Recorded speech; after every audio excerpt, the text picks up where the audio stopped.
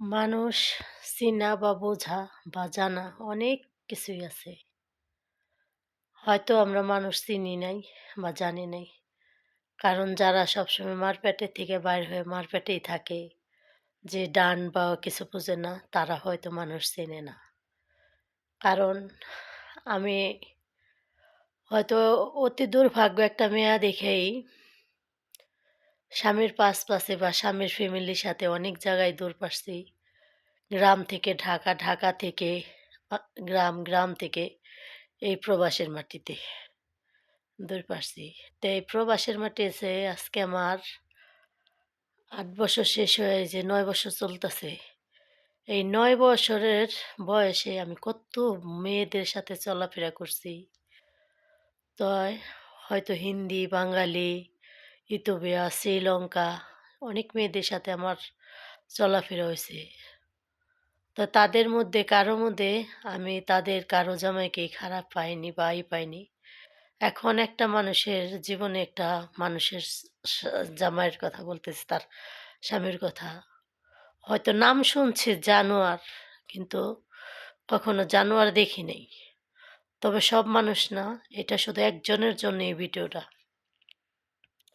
হয়তো কখন যদি তার সামনে পৌঁছায় ভিডিওটা, হয়তো সে ভাববে যে এই কথাটা আমাকেই বলছে।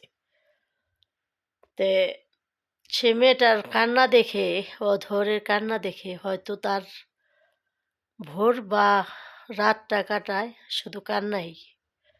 তার স্বামী এতটা জানোয়ার, যা ভাষায় প্রকাশ করা যায় না। এমন জানোয়ার, ২৮ বছর ২৯ বছর সংসার জীবনে ওর মা বাবা আত্মস্বজন যা ভাই বোন সবার জন্য, বাবাকে বলে ওই দেখে নাই, মেয়েটা দেখে নাই বেশি দিন। ওর আত্মস্বজন ভাই বোন মার জন্য যা করছে, নিজের শরীরে রক্তবিন্দু দেওয়ার চেষ্টা করছে, তবু ওই জানোয়ারটার কাছে বলে সে মেয়েটা কখনই ভালো হইতে পারে নাই। জানোয়ার জানোয়ারই রয়ে গেছে।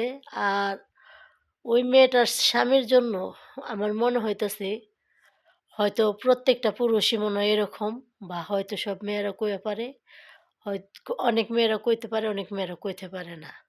আবার ভাবি না, সব মানুষ এক হয় না। কারণ এক হয় না, কারণ জানোয়ার তো জানোয়ার হয়, জানোয়ারের সাথে কি মানুষের কাতারে পড়ে? তো জানোয়ারটাকে যদি কোনোদিন মেয়েটার সাথে যায়, যদি ওর দেশের মাটিতে দেখতে পারতাম, তাহলে ওকে দুটো কথা বলতে পারতাম। কারণ মানুষ মানুষকে চেনা বড় দায়, এটা সত্য কথা।